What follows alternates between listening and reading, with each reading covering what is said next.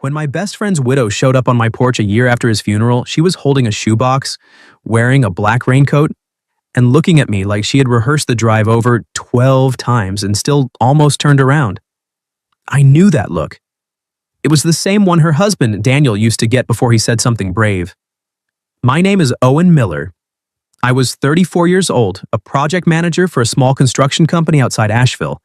And by that point in my life, I had become very good at fixing other people's houses while letting my own life sit half-finished. 1 year earlier, I had stood beside Daniel's grave with my hands clenched so tight my knuckles ached, listening to rain hit the funeral tent while his wife Claire held their 2 children against her coat. Eli was 7, Nora was 4. Too young to understand why everyone kept whispering. Claire was 32 then, with tired hazel eyes and a kind of quiet grace that made people lower their voices around her. She had always been beautiful, but not in a way that asked to be noticed. More like the first warm light in a kitchen before anyone else wakes up. And that was the problem. I had noticed. Long before Daniel died, I had noticed how she tucked her hair behind her ear when she was concentrating, how she could shut down Daniel's terrible jokes with one raised eyebrow, how she remembered the names of waitresses and grocery clerks and lonely old neighbors. I noticed all of it, then locked it behind a door in my chest and threw the key into the deepest part of myself. Because Daniel wasn't just my best friend, he was my brother in every way except blood. We met in 9th grade when he punched a senior who shoved me into a locker. He got suspended for 3 days and came back proud of himself, like violence in defense of a scrawny kid with asthma was a noble profession. "You looked like a wet noodle," he told me. "You looked like an idiot," I said. "Yeah, but an employed idiot. You're welcome." That was Daniel. Reckless heart, loud laugh, loyal past the point of reason. So when he married Claire, I did what a good friend does. I stood beside him, gave a speech that made his mother cry, danced with Claire once at the reception, and spent the whole song making jokes about Daniel's footwork so I wouldn't think about how naturally her hand fit in mine. Then life moved on. They had kids. I became Uncle Owen. Sunday barbecues, school plays, birthday cakes, emergency plumbing calls. I was the guy Daniel called when the water heater died, and the guy Claire texted when she needed help assembling a bunk bed because Daniel had somehow turned one Allen wrench into modern art. After Daniel died of a heart attack at 35, I stayed close at first. Too close, maybe. I fixed the porch rail, changed the oil in her minivan, took Eli fishing when he stopped talking at school, built Nora a little pink bookshelf because she told me her stuffed animals needed apartments. Then slowly, I pulled back. Not because I stopped caring, because I cared in a way that scared me. Grief does strange things to a room. It makes every kindness feel loaded, every cup of coffee feel like betrayal, every shared smile feel like you're stealing from a dead man. So I became practical. I answered when Claire called. I helped when she asked. I sent gifts on the kids' birthdays and kept a respectful distance from anything that looked like loneliness. Then she stopped calling. 3 months passed, then 6, then a year. And now she was on my porch, rain dripping from the ends of her hair, holding that shoebox like it might break if she breathed too hard. "Claire," I said. Her mouth trembled once before she forced it into something like a smile. "Hi, Owen." I stepped back immediately. "Come in, you're soaked." "I'm fine." That's what people say when they're absolutely not fine. That got me the smallest laugh, a real one, but bruised. "Still bossy," she said. "Still pretending hypothermia is a personality trait." She looked down, and for 1 second we were back in her kitchen years ago, joking over burnt pancakes while Daniel tried to convince the kids that smoke alarms were breakfast music. Then the memory passed between us, and neither of us knew where to put it. I took her coat and hung it by the door. When my fingers brushed the cold fabric near her shoulder, she didn't move away. It was nothing. Less than nothing. But after a year of careful distance, that tiny stillness felt loud. "Kids okay?" I asked. "With my sister. They think I'm at the grocery store." "Long drive for milk." "Yeah." She looked around my living room at the stack of work plans on the coffee table, the half-dead fern by the window, the old photo of Daniel and me at Lake James. "You still haven't replaced that couch? It has character. It has a lawsuit coming." I smiled before I could stop myself. Claire saw it. Something softened in her face, and for a moment the air between us changed. Not happy exactly, but alive. Then she looked at the shoebox in her hands. I need to tell you what he asked of me. The words landed so heavily that even the rain seemed to quiet. Daniel? I asked. She nodded. I glanced at the box. Claire, if this is about money or the house, it's not. Or the kids needing something. It's not that either. She sat on the edge of my couch, careful and straight-backed, like if she relaxed she might fall apart. I sat in the chair across from her because sitting beside her felt too intimate and standing felt like cowardice. She opened the shoebox. Inside were envelopes, dozens of them. Some yellowed at the corners, some newer. Each one had Daniel's handwriting across the front. Eli, first day of high school. Nora, when you get your heart broken. Claire, when you forget how strong you are. My throat closed. Then I saw one with my name on it. Owen, 1 year after I'm gone. I stared at it. The room tilted in that quiet way rooms do when the past reaches forward and grabs your wrist. He wrote these after his first scare, Claire said. I looked up. First scare? She swallowed. 6 months before he died. He had chest pain at work. He didn't tell you because he said you'd drag him to every cardiologist on the East Coast and then lecture him in alphabetical order. I would have started with anger, I said, but my voice came out rough. He made me promise not to tell anyone unless… She looked down at the letter. Unless the letters became necessary. I stood up, then sat back down because my legs didn't seem interested in leadership. He knew. He was scared, she whispered. More scared than he let anyone see. That hurt worse than I expected. Daniel had let me see every stupid, ugly, embarrassing part of him. But not that. Claire held the envelope out to me with both hands. I didn't take it right away. What does it say? I haven't read yours. But you know why you're here. She nodded, and this time tears filled her eyes. He left me instructions, she said, not orders. He was very clear about that. He said I wasn't supposed to live like a monument to him. He said grief wasn't marriage, and loneliness wasn't loyalty. I looked away because those words went straight to the locked door in my chest. Claire continued, softer now. He asked me to wait 1 year before giving you this. He said if you were still alone, and if I still trusted you, and if the children still reached for you, like family. She exhaled shakily. He asked me to let you back in. My pulse was loud in my ears. Claire. I know. She gave a broken little smile. It's a lot. Believe me, I had a whole speech prepared in the car. It was very calm and adult. Then I got here and saw your terrible Fern, and apparently that was my emotional limit.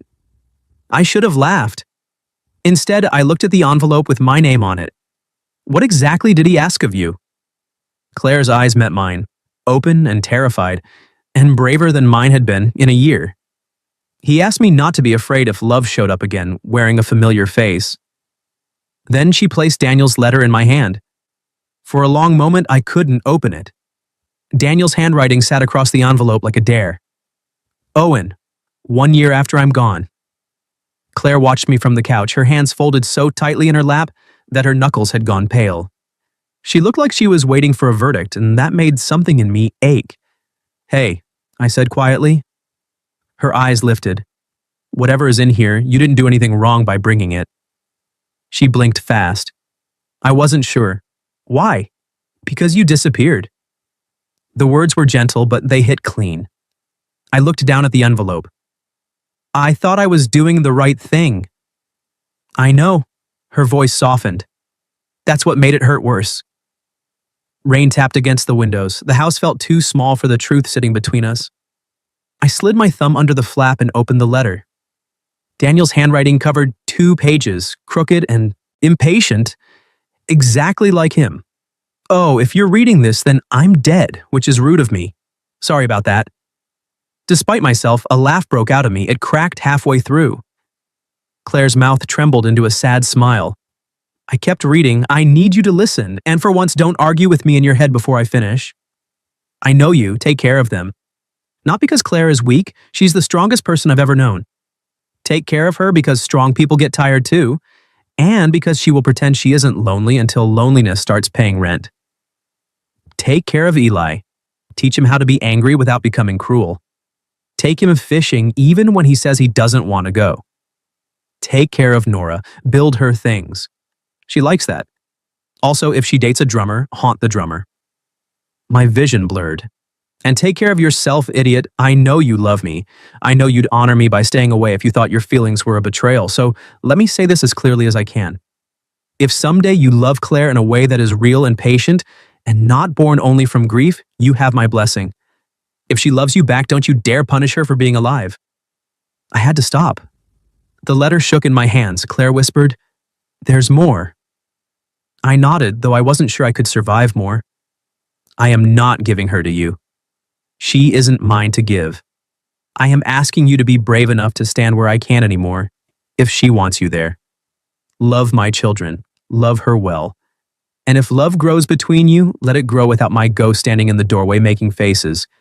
You honored me in life, brother. Honor me again when I'm gone. D.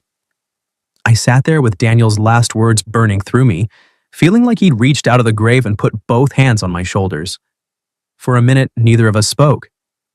Then Claire said, "I hated him a little when I first read mine." I looked at her. She wiped at her cheek. Not really, but a little. For being so... Daniel. For making jokes while breaking my heart. For knowing me well enough to know I'd try to turn widowhood into a lifetime job. He knew both of us too well, I said. Yes. I folded the letter carefully along its creases. My hands were still unsteady. Claire, I pulled away because I was afraid of wanting what wasn't mine to want. Her breath caught. There, I said, forcing myself not to look away. That's the ugly truth. I loved Daniel. I would have died for him. And I also... My throat tightened. I also cared about you in ways I had no right to. She didn't flinch. Instead, she leaned forward, elbows on her knees, eyes fixed on mine. Do you think I didn't know? My heart stopped being useful. What?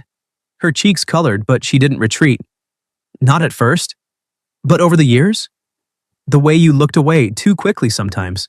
The way you never hugged me longer than necessary. The way you became extra sarcastic whenever things got quiet. I thought I was subtle. You once spent an entire Thanksgiving explaining gutter drainage to avoid sitting next to me. That was important information. It was a dining room, Owen. A laugh escaped me, soft and disbelieving.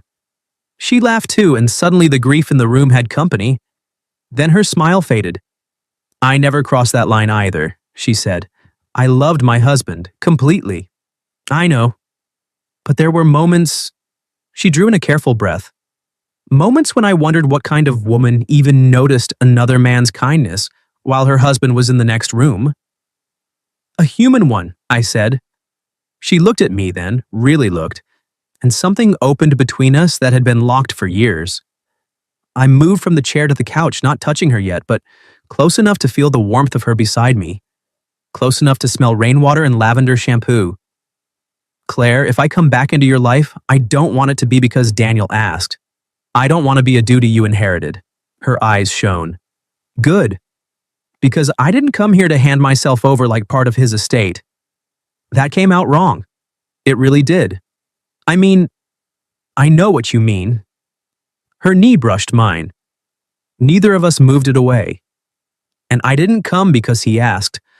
I came because for the past year, every time something good happened, I wanted to tell you. Every time something broke, I almost called. Every time the kids mentioned you, I had to pretend my chest didn't hurt. I closed my eyes. And last week, she continued, Nora asked if Uncle Owen stopped loving us because Daddy went to heaven. That one cut deep. I didn't, I said immediately. God, Claire, I didn't. I know. Her voice turned shaky, but I didn't know how to explain that grown-ups can love people and still run away because they're scared. I looked at our knees touching, such a small thing, such a dangerous thing. Then let me stop running, I said. Her hand moved first. She placed it over mine on the couch cushion, tentative but deliberate. Her fingers were cold from the rain. I turned my hand palm up and she slid hers into it. It was not a kiss. It was not a promise. But it felt like the first honest thing either of us had done in a long time. Claire stared at our joined hands. "I don't know how to do this," she whispered. "Me neither. I still love him. I know. Some days I miss him so much I can't breathe. I know. And some days," her thumb brushed across my knuckle, "some days I miss you too." That was the moment I chose her, not as Daniel's widow, not as a responsibility, not as a second chance granted by a dead man. As Claire. The woman sitting beside me with rain in her hair, grief in her bones, and enough courage to put her hand in mine. "I'd like to see the kids," I said, "if they'll have me." She gave me a watery smile. "Eli will act unimpressed for 7 minutes and then ask if you still have the fishing rods. And Nora will make you apologize to every stuffed animal you abandoned."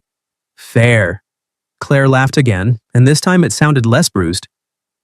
We sat that way until the rain softened, hand in hand on my ancient lawsuit-worthy couch, Daniel's letter resting between us like a blessing neither of us had asked for but both desperately needed. Before she left, I walked her to the door. She paused under the porch light, turning toward me. The rain had stopped, leaving the world silver and wet. "Owen?" "Yeah?" "This can't be rushed." "I know. And it can't be hidden in shame." My chest tightened. "No," I said. "It can't." She stepped closer then, close enough that I could see the tiny freckle near her left eye, the one I'd trained myself not to notice. "Good," she whispered. Then she rose on her toes and kissed my cheek. Not my mouth. Not yet. But her lips lingered, warm against my skin, and when she pulled away, her eyes dropped to mine like she was wondering the same impossible thing I was. What if Daniel had known the ending before we did? Claire walked to her car, and I stood on the porch holding the place she'd kissed me like a man afraid it might vanish. For the first time in a year, I didn't feel haunted. I felt called back to life. I saw the kids the following Saturday.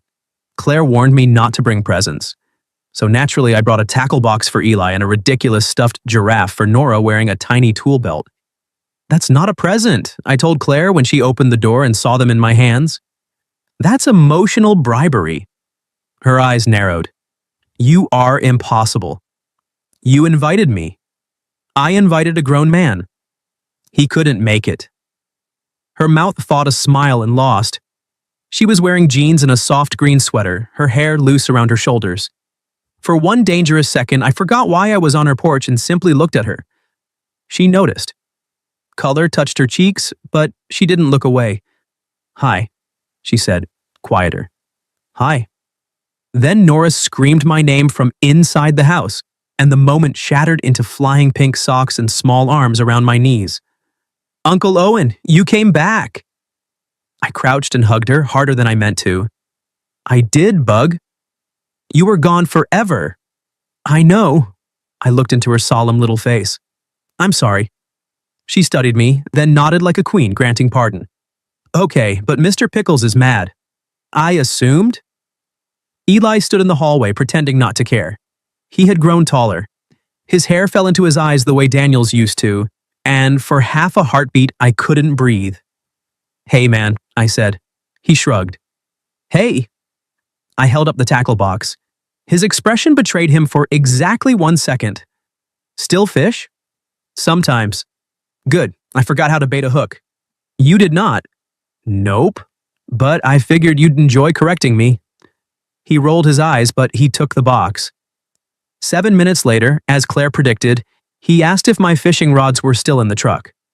We spent the afternoon in the backyard because the kids insisted I inspect everything that had changed. Nora's bookshelf now housed stuffed animals arranged by emotional needs. Eli had built a lopsided birdhouse in the maple tree. I told him it had character. "That means it's ugly," he said. "It means birds are forgiving." Claire sat on the porch steps with 2 mugs of coffee watching us. Every time I glanced over, she looked away a fraction too late. By late afternoon, Nora had gone inside to draw apology letters from me to her toys, and Eli was in the garage finding fishing line. Claire and I were left under the maple tree with gold light caught in the leaves. "You survived," she said. "Barely. Mr. Pickles drives a hard bargain. He's been through a lot. I offered him a written statement and 1 grape. Generous. I leaned back against the tree trunk. They look good, Claire. Her smile faded into something tender and tired. They are good and not good.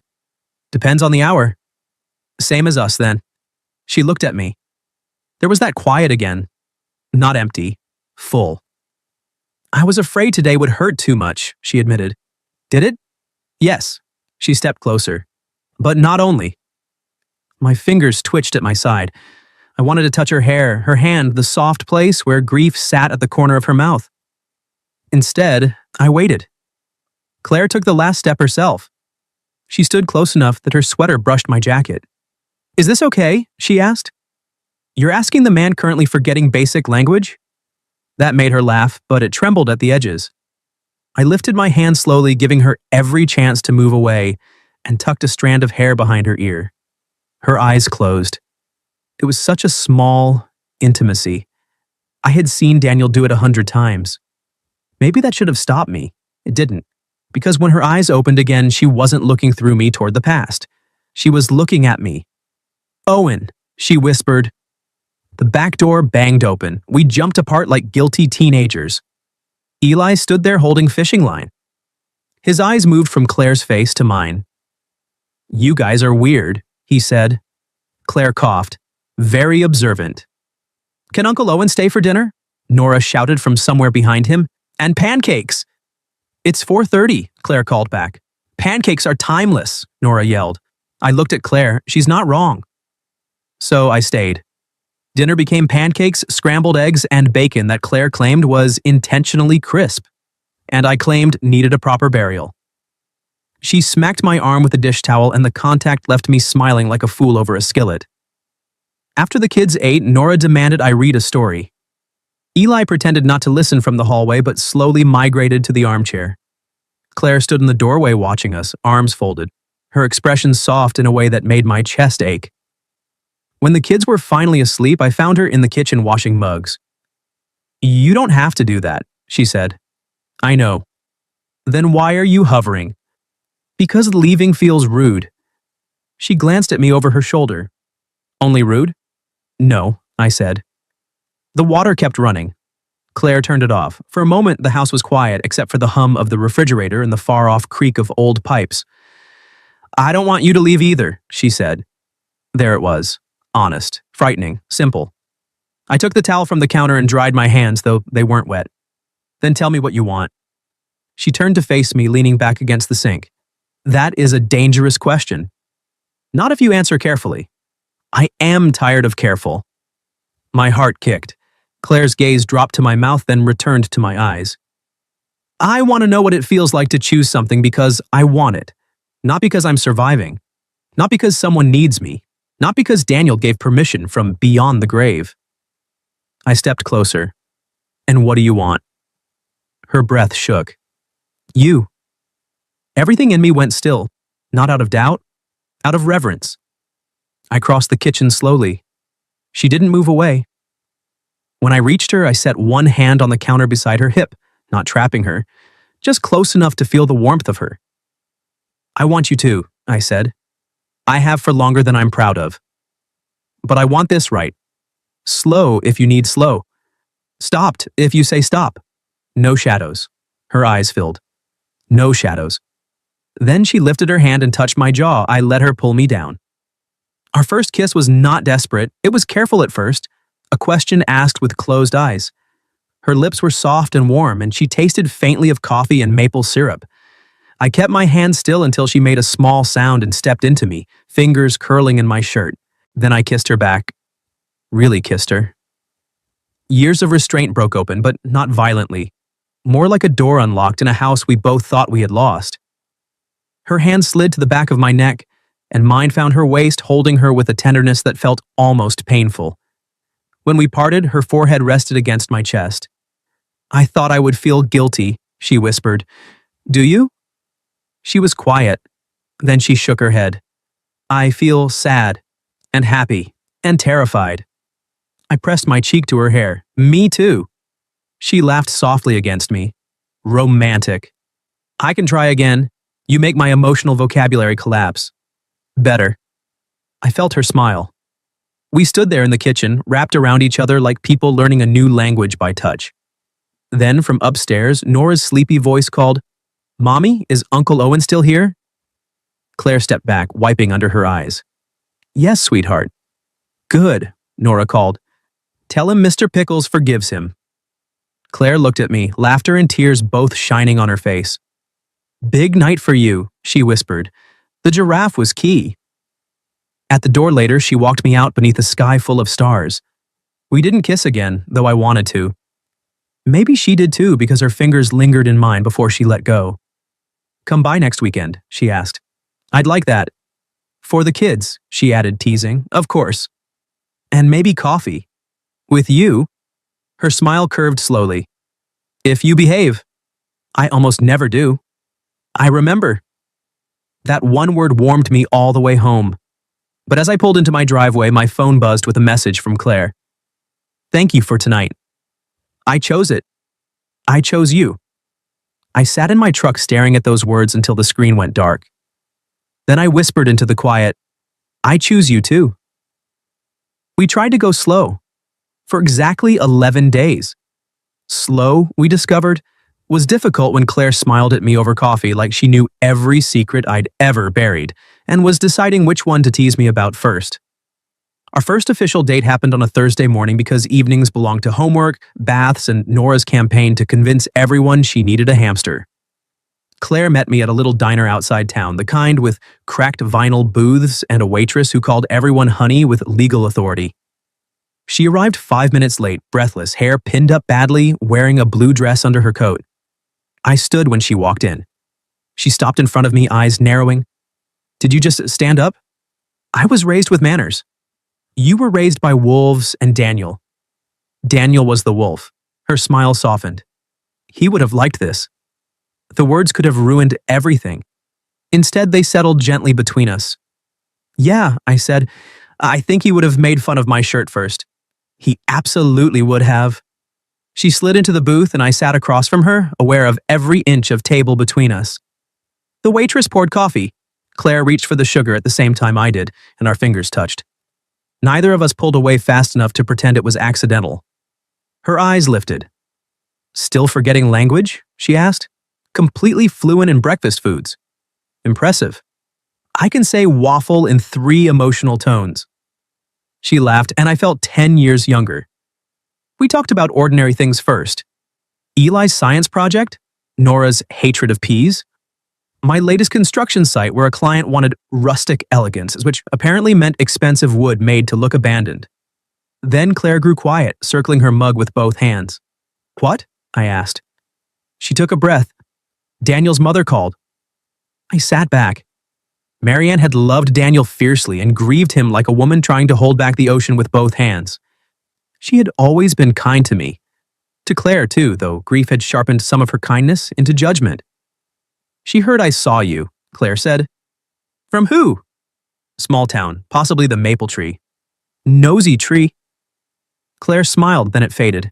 "She asked if you were replacing him." The words hit, but not as hard as Claire's face did. She looked ashamed and that I couldn't stand. I reached across the table and took her hand. "Look at me." She did. "You are not replacing him." "I'm not replacing him." "Nobody could." "I know that." "Do you?" Her eyes filled. "Most days." I rubbed my thumb over her knuckles. "Then on the days you don't, I'll remind you." She held my hand tighter. "I told her nothing was happening," Claire whispered, and I hated myself as soon as I said it. My chest went tight. "Because something is happening," she said. "Something real, and I don't want to hide you like a mistake." I stood up, tossed cash on the table, and held out my hand. Her eyebrows rose. "Are we fleeing pancakes?" "We're taking a walk. It's raining. Then you'll finally get to make hypothermia your personality." She laughed despite the tears and put her hand in mine. We walked 2 blocks under a gray sky, sharing my jacket because neither of us had brought an umbrella. By the time we reached the covered footbridge near the river, Claire's shoulder was pressed against my side, her hair damp again, curls escaping around her face. "This is very cinematic," she said. "I'm a professional." "At what?" "Emotional weather."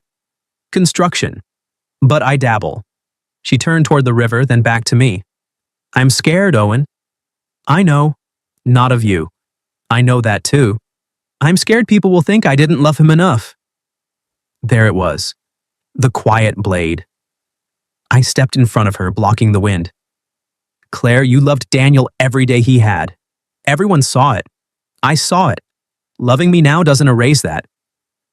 A tear slid down her cheek.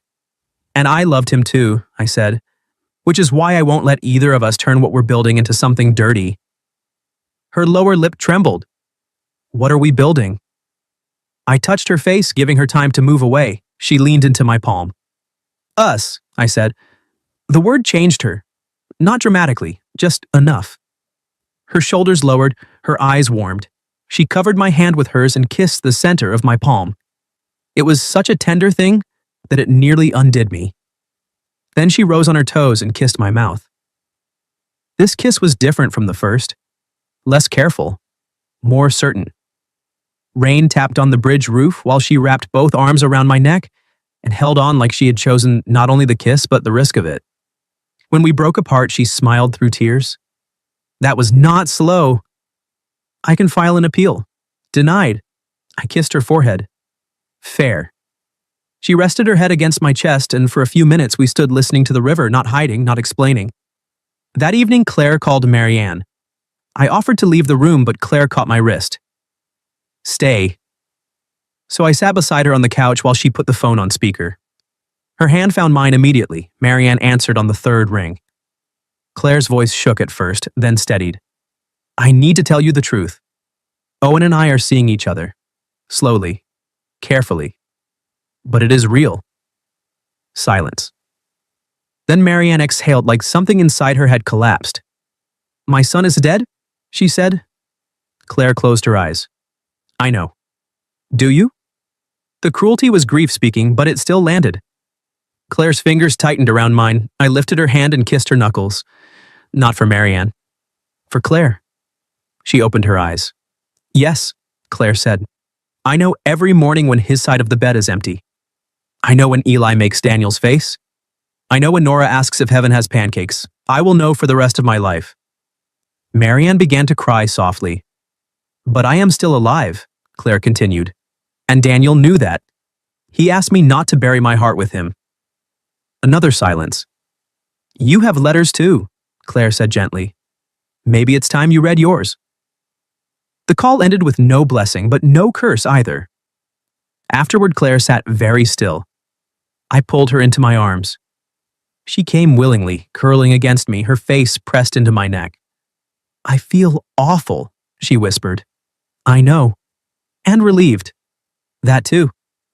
And I really want you to kiss me again, which seems wildly inappropriate. I smiled into her hair. I respect the inappropriate honesty.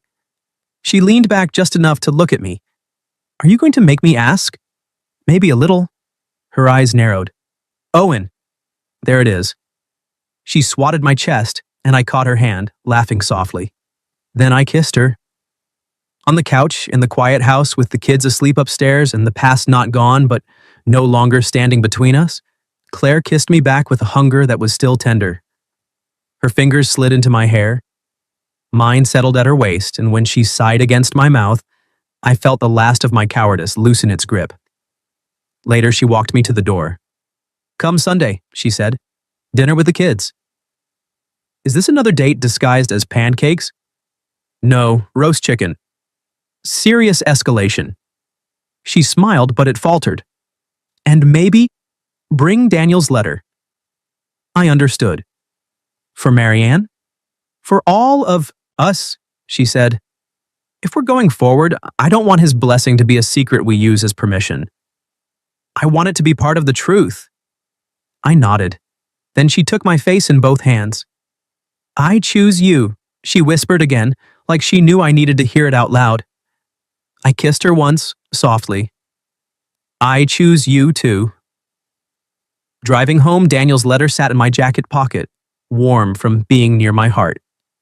For the first time, I thought maybe honoring him didn't mean standing still. Maybe it meant walking forward with the people he loved most. Sunday dinner smelled like roast chicken, rosemary, and panic. Claire had cleaned the house twice. Eli had been ordered to wear a shirt without mud on it. Nora had arranged Mr. Pickles and the giraffe in the living room for emotional support. I arrived with Daniel's letter in my jacket pocket and a bottle of wine I wasn't sure anyone would drink. Claire opened the door before I knocked. "You look terrified," I said. "I am terrified." "Good. Me too." She glanced toward the kitchen, then stepped onto the porch and closed the door behind her. For 1 second, she was not a widow, not a mother, not the woman about to face her dead husband's grieving family. She was Claire. My Claire, though I barely dared think it. She reached up and straightened my collar. "If this goes badly," I covered her hand with mine, "then we go badly together." Her eyes softened. That was almost smooth. "I've been practicing in the truck." "Keep practicing." Then she kissed me, quick but real, right there on the porch with dinner waiting and every ghost in the world holding its breath. When we went inside, Marianne was already in the living room. She looked older than she had at the funeral. Smaller somehow. Daniel's father, Robert, sat beside her, quiet and red-eyed, turning his wedding ring around his finger. Marianne's gaze landed on me. "Owen." "Marianne."